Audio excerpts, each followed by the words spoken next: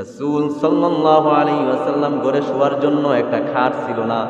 ও মুসলমান, তুমি আরাম করে ঘুমাও, নামাজ পড়ো না।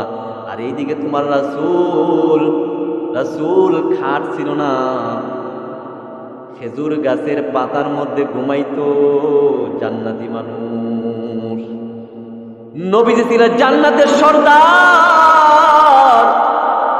এই জান্নাতের সর্দার কিভাবে তার জিন্দেগি চালাইছে? ঘুমানোর জন্য খাট ছিল না, লেপ তোষক ছিল না, বেড ছিল না। হযরত ওমর রাদিয়াল্লাহু তাআলা আনহু নবীর কাছে আইসা বলে কান্না করে, খালি কান্না করে। নবী বলে, উমর তুমি কেন কান্না করো?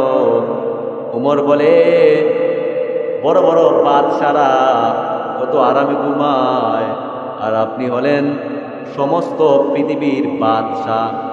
আপনি হলেন সাইয়্যিদুল মুরসালিন, রাহমাতুল লিল আলামিন, শাফিউল মুযনাবিন।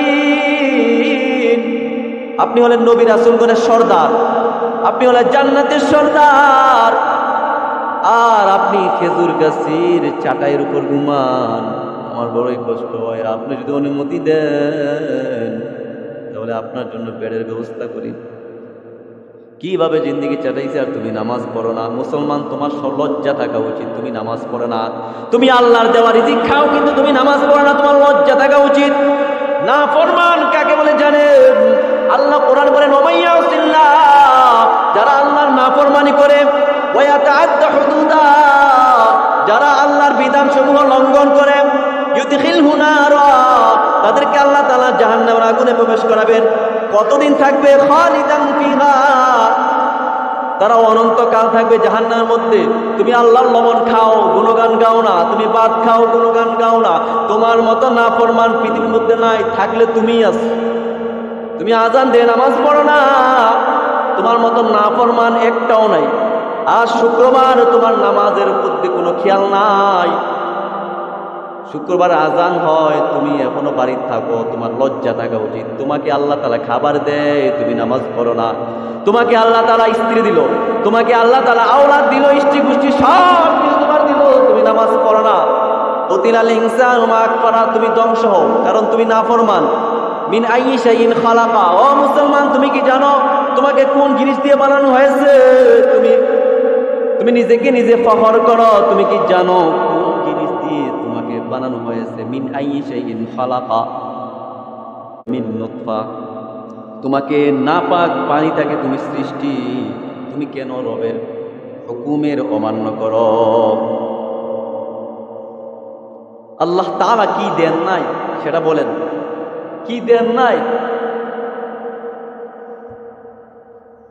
এই কারণে কিয়ামতের মাঠে কিছু কিছু বান্দা আছে নামাজ পড়বে, নামাজ পড়ে কিন্তু ধরা খেয়ে যাবে। আবার কিছু কিছু বান্দা কিয়ামতের মাঠে এমনও থাকবে যারা নামাজ পড়বে না, আল্লাহ তাআলা কিছু কিছু অভ্যাসের কারণে তাকে জান্নাত দিয়ে দিবেন, ভালো অভ্যাসের কারণে। এই কারণে আমল আমাদের সবার দুর্বল। এই কারণে একবারেই কি নামাজ ছাইরা দিব? আমল তো আমাদের সবারই দুর্বল। আজান দিলে কেন নামাজ পড়বো না? বলে আমরা সব কিছু থেকে দুর্বল, আমরা ঈমান দুর্বল, আমল দুর্বল। এই কারণে কি ফরজ নামাজ মিস হবে?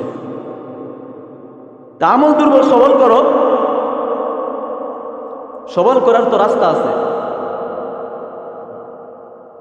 মাস যায়, দিন যায়, আমারও নামাজ নাই, আপনারও নামাজ নাই, আসরের নামাজ নাই, জোহরের নামাজ নাই, মাগরিবের নামাজ নাই, এশার নামাজ। আল্লাহ কি দুনিয়ার মধ্যে ফুলকপি আর পাতাকপি দিয়ে ভাত খাওয়ার জন্য পাঠাইছে? গোশত দিয়ে ভাত খাওয়ার জন্য আল্লাহ দুনিয়ার মধ্যে পাঠাইছে? খালি উপার্জন করার জন্য দুনিয়ার মধ্যে আল্লাহ পাঠাইছে? এটা বুঝলেন? আখিরাত বুঝলেন না? দুনিয়ার ব্যাপারে খুব বেশি অবগত, আর আখিরাতের ব্যাপারে গাফেল, জানো না? কোরআনের মধ্যে আসছে, ইয়ালামুনা যাহিরাম মিনাল হায়াতিদ দুনিয়া, পার্থিব জীবনে যা কিছু আছে সব কিছু তার সুস্পষ্ট জানে।